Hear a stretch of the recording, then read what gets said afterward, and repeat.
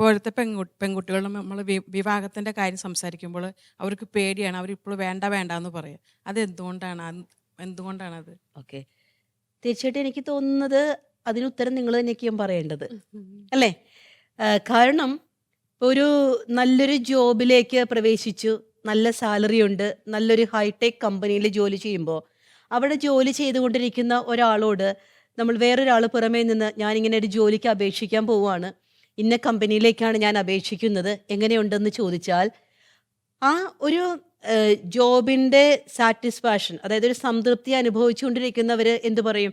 തീർച്ചയായിട്ടും കേട്ടോ, നിങ്ങൾക്ക് ഇന്ന ക്വാളിഫിക്കേഷൻ ഉണ്ടെങ്കിൽ നിങ്ങൾ വേറൊരിടത്തും പോകണ്ടത്, ഇവിടെ അപേക്ഷിച്ചോ, നല്ല സ്ഥലമാണെന്ന് പറയും, അല്ലേ? ഇതുപോലെ വിവാഹിതരായി കുടുംബജീവിതത്തിൽ നിങ്ങളായിരിക്കുമ്പോൾ നിങ്ങളെ നോക്കിയിട്ടാണ് ഇന്നത്തെ കുട്ടികൾ പറയുന്നത്, അയ്യോ ഞങ്ങൾക്ക് വേണ്ട കേട്ടോ എന്ന്, അല്ലേ?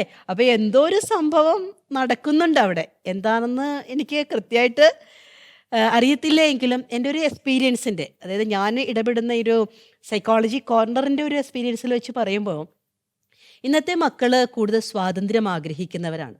സ്വാതന്ത്ര്യം എന്ന് പറയുമ്പോഴത്തേക്ക് ഇപ്പോൾ എന്തും ചെയ്യാനുള്ള സ്വാതന്ത്ര്യം എന്നതിനേക്കാൾ ഉപരിയായിട്ട് ഓരോ വ്യക്തിക്കും അവരുടേതായിട്ടുള്ള ഒരു മനുഷ്യ വ്യക്തിയാണ്, ഒരു ഇൻഡിവിജ്വൽ മൂല്യം കൽപ്പിക്കാൻ ഇഷ്ടപ്പെടുന്നുണ്ട്.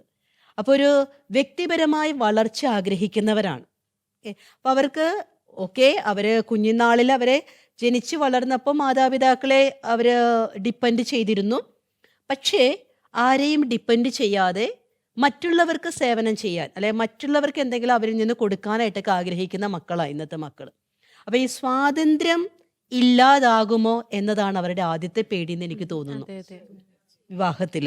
കാരണം കല്യാണം കഴിച്ച് വിട്ടു കഴിയുമ്പോഴത്തേക്ക് പറയണ ഈ താലിച്ചരടിൽ കെട്ടപ്പെട്ട ജീവിതം എന്നൊക്കെ പറഞ്ഞുകൊണ്ട് ഞാൻ എൻ്റെ ഒരു സുഹൃത്ത് എഴുതിയൊരു കവിതയായിരുന്നത്.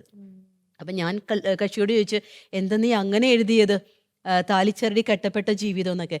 അപ്പോൾ അങ്ങനെയാണ് ഹെഡിങ് കൊടുത്തിരിക്കുന്നതെങ്കിലും ബാക്കി കവിതയുടെ ഒരു പൂർണ്ണാംശം എന്ന് പറയുന്നത് വളരെ സ്വാതന്ത്ര്യത്തോടു കൂടിയും ഒരു സംതൃപ്തിയോടു കൂടിയും എൻ്റെ പൂർണ്ണമായൊരു ജീവിതം, ഐഡൻറ്റിറ്റി എനിക്ക് ജീവിക്കാൻ പറ്റുന്നു എന്നതാണ് ഞാൻ എഴുതിയിരിക്കുന്ന വരികൾ. അപ്പോൾ തീർച്ചയായിട്ടും നമ്മൾ ഒരു വിവാഹത്തിൽ ബന്ധനസ്ഥരായി പോവുകയല്ല ചെയ്തിരിക്കുന്നത്. അവിടെ കുറച്ചുകൂടി നിങ്ങൾക്ക് ഇൻഡിപെൻഡൻ്റ് ആകാനുള്ളൊരു സംവിധാനമായിട്ട് അത് വരണം. ഓക്കെ, അപ്പം അവിടെ എവിടെയൊക്കെയോ നമുക്ക് പാളിച്ചകൾ സംഭവിച്ചു. അപ്പം ഏറ്റവും കൂടുതൽ ഈ ഒരു ഡിപ്പെൻഡൻസിയിൽ നമ്മൾ ഒത്തിരി വിഷമിക്കുന്ന ഒരു കാര്യമാണ് സാമ്പത്തികമായിട്ടുള്ള, അതായത് ഇടപാടുകളിൽ നമുക്ക് സ്വന്തമായിട്ടൊരു 10 രൂപ എടുക്കാനില്ല, അല്ലെങ്കിൽ ഞാൻ ജോലി ചെയ്ത പൈസ പോലും ഉപയോഗപ്പെടുത്തുമ്പോൾ വേറൊരാളോട് ചോദിക്കേണ്ടി വരുന്നു. ഇപ്പോൾ ചോദിക്കരുത് പറയരുതെന്നല്ല ഞാൻ പറയുന്നത്, പക്ഷേ നമുക്ക് ഓരോരുത്തർക്കും നമ്മുടേതായിട്ടുള്ള മനസാക്ഷിയുണ്ട്. ആ മനസാക്ഷിക്ക് അനുസരിച്ച് ജീവിക്കാൻ പറ്റാതെ വരുന്ന ചില കാര്യങ്ങൾ. പിന്നെ പെൺകുട്ടികൾ പറയുന്ന വേറൊരു കാര്യമാണ് വീട്ടുകാർക്കൊരു ബാധ്യതയാകുന്നു.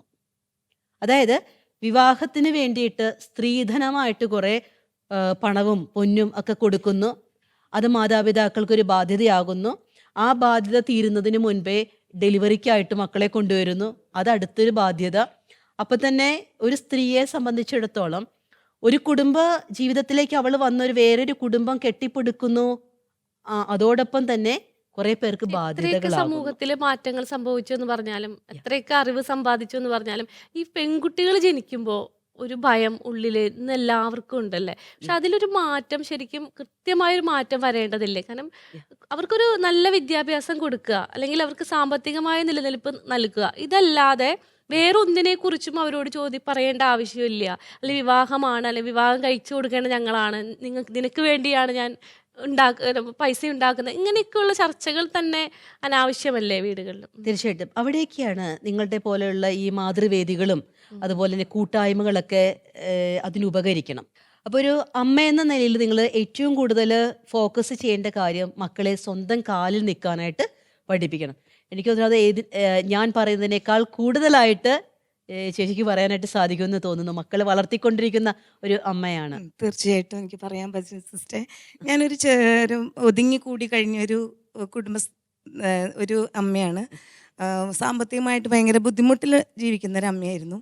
പക്ഷേ ഞാൻ എൻ്റെ മക്കളെ പഠിപ്പിക്കണം, ഞാൻ പഠിച്ചിട്ട് ഉണ്ടെങ്കിലും പക്ഷേ എനിക്കത് ജോലി നേടാനൊന്നും എനിക്ക് സാധിച്ചിട്ടില്ല. പക്ഷേ എൻ്റെ മക്കൾ പഠിച്ച് എൻ്റെ ഒരു കഷ്ടപ്പാട് അവർക്ക് ഉണ്ടാവരുതെന്ന് ഞാൻ ഒരുപാട് ആഗ്രഹിച്ചിട്ടുണ്ട്. അപ്പം ഞാൻ അവരെ കഷ്ടപ്പാടിൽ നിന്നുകൊണ്ടാണ് ഞാൻ വളർത്തി വലുതാക്കി അവരിന്നൊരു നല്ല നിലയെത്തിയിട്ടുണ്ട്. അപ്പോൾ അതിൽ ഞാൻ അഭിമാനിക്കുന്നുണ്ട്. ആ മക്കൾ നല്ല നിലയിലെത്തിയിട്ടുണ്ട്. അവർ നേഴ്സുമാരാണ്. എന്നാൽ പോലും അവർ ആ നമ്മൾ അനുഭവിച്ച ബുദ്ധിമുട്ടുകൾ അവർ കണ്ടതുകൊണ്ട് അവരിപ്പോൾ വളരെ ഒതുങ്ങി തന്നെയാണ് അവർ ജീവിക്കുന്നത്. അവർക്ക് എങ്ങനെ വേണമെങ്കിലും ജീവിക്കാം, പക്ഷെ അവർ ഒതുങ്ങി ജീവിക്കുന്നുണ്ട്. എങ്കിലും ഒരു അമ്മ എന്ന നിലയ്ക്ക് ഇപ്പൊ ശരിക്കും പറഞ്ഞു കഴിഞ്ഞാൽ കഷ്ടപ്പാടിനേക്കാൾ ഉപരിയായിട്ട് ഇപ്പൊ സന്തോഷമല്ലേ? അപ്പോൾ തീർച്ചയായിട്ടും ഓരോ അമ്മമാരിലും ഉണ്ടാകേണ്ട ഒരു അനുഭൂതിയും ഒക്കെ ഇതായിരിക്കണം. പിന്നെ മക്കളെ നമ്മൾ വളർത്തുമ്പോഴത്തേക്ക് നമ്മൾ ഓർക്കുക, വേറൊരു വ്യക്തിയെയാണ് നമ്മൾ വളർത്തുന്നത്.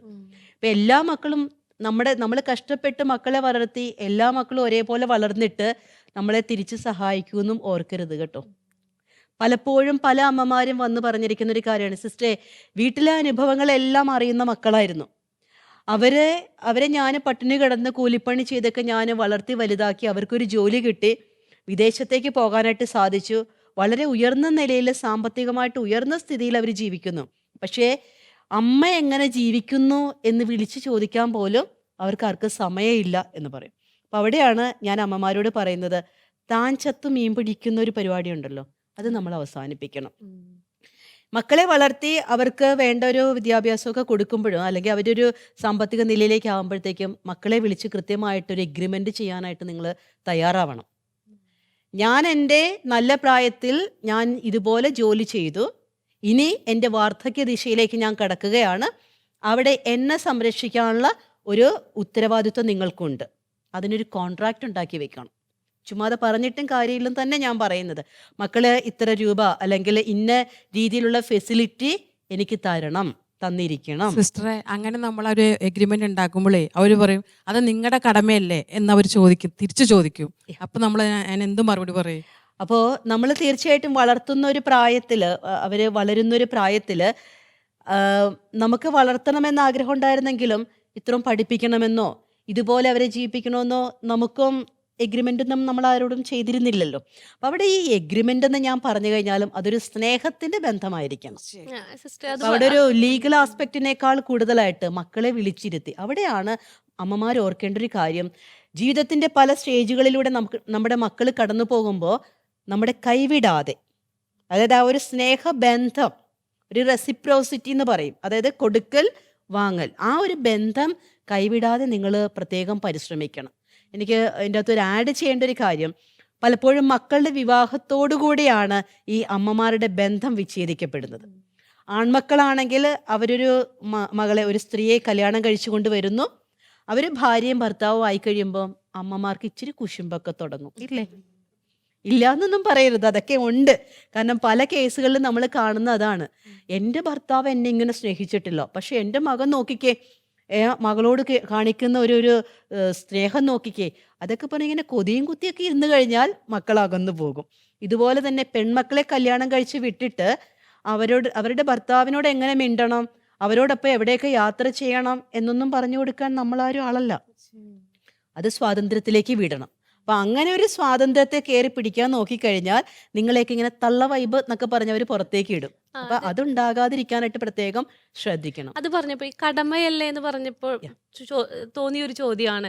അതായത് അങ്ങനെ നമുക്കൊരു കടമയുണ്ടോ? അല്ലെങ്കിൽ നമുക്കൊരു പ്രായം വരെ അവർക്ക് വിദ്യാഭ്യാസം, അവർക്കൊരു പക്വത ആവുന്നത് വരെ അല്ലെങ്കിൽ കൗമാരപ്രായം വരെ വിദ്യാഭ്യാസം. പക്ഷെ ഇന്നത്തെ മാതാപിതാക്കൾ ചെയ്യുന്നത് ജോലി കിട്ടുന്നത് വരെ ലോൺ എടുത്തും എല്ലാം കുട്ടികളെ പഠിപ്പിച്ച് എല്ലാ കാര്യങ്ങളും വിവാഹവും എല്ലാം. പക്ഷെ ഇതൊക്കെ അവർക്ക് തന്നെ ചെയ്തുകൂടെ? അല്ലെങ്കിൽ അവരുടെ ഒരു പ്രായം കഴിഞ്ഞാൽ അവർക്ക് അവരുടേതായ രീതിയിൽ അല്ലെങ്കിൽ അവരുടെ പേരിലായാലും ഒരു വിദ്യാഭ്യാസ ലോണൊക്കെ കിട്ടും. പക്ഷെ ഇതുപോലും ഇന്നത്തെ കാലഘട്ടത്തിൽ ചെയ്യുന്നില്ല.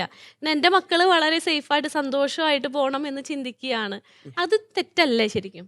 ടീച്ചർ പറഞ്ഞതിൻ്റെ അകത്ത് വലിയൊരു അർത്ഥമുണ്ട്. കാരണം ഒരു വിവാഹ ജീവിതത്തിലേക്ക് ദൈവം വിളിച്ചു കഴിഞ്ഞാൽ, കൗദാശികപരമായിട്ടൊരു വിവാഹ ജീവിതത്തിലേക്ക് പ്രവേശിച്ചു കഴിഞ്ഞാൽ ഗാർഹിക സഭയുടെ തുടക്കമായി, അല്ലേ? അപ്പോൾ ദൈവം മനുഷ്യനെ സൃഷ്ടിച്ചതുപോലെ തന്നെ സൃഷ്ടികർമ്മത്തിൽ പങ്കാളികളാക്കുകയാണ് നിങ്ങളെ ചെയ്യുന്നത്, അതായത് വിവാഹം ചെയ്ത രണ്ട് വ്യക്തികളെ. അപ്പോൾ അവരെ സംബന്ധിച്ചിടത്തോളം ദൈവത്തിൻ്റെ കയ്യിലുള്ള മക്കളെ വാങ്ങിച്ചെടുക്കാനുള്ളൊരു ഒരു പ്രചോദനം ദൈവം കൊടുക്കുന്നുണ്ട്, അല്ലെ ഒരു തിരഞ്ഞെടുപ്പ് ദൈവം കൊടുക്കുന്നുണ്ട്. നമ്മളെപ്പോഴും ഓർക്കുക, നമ്മുടെ മക്കൾ നമ്മുടെ ചോയ്സാണോ? അല്ല.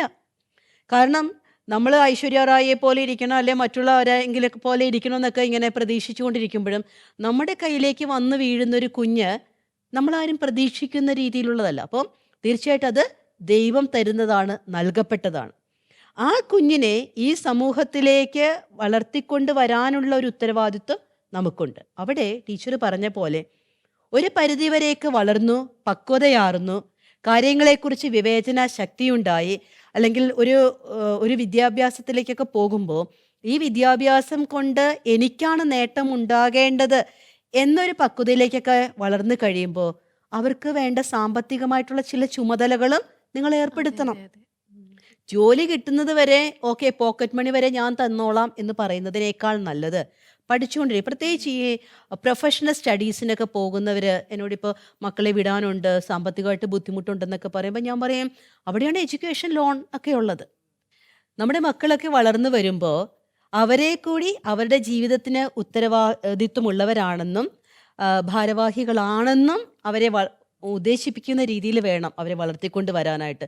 ഇതുപോലെ തന്നെയാണ് നിങ്ങളുടെ കിച്ചണിലാണെങ്കിലും കുക്കിംഗ് അല്ലേ. കല്യാണത്തിൻ്റെ തലേ ദിവസം വരെ അമ്മ ഇഡലിയും ചമ്മന്തി ഉണ്ടാക്കി വായിൽ വെച്ച് കൊടുക്കും.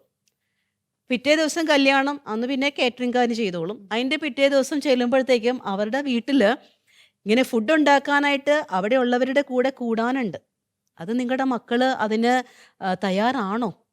അത്രയും വളർന്നിട്ടുണ്ടോ? അത് ഓർക്കണം. അപ്പോൾ എല്ലാ കാര്യത്തിലും ഒരു പങ്കാളിത്തം അത് നമ്മുടെ മക്കളെ വളർത്തുമ്പോൾ പെൺകുട്ടികൾക്കും വേണം അല്ലേ? ആൺകുട്ടികൾക്കും വേണം പ്രത്യേകിച്ചും. അപ്പോൾ ആ ഒരു പങ്കാളിത്തത്തിലൂടെ വളർത്താൻ വേണ്ടിയിട്ട് അമ്മമാർ പ്രത്യേകം ശ്രദ്ധിക്കേണ്ടതായിട്ടുണ്ട്.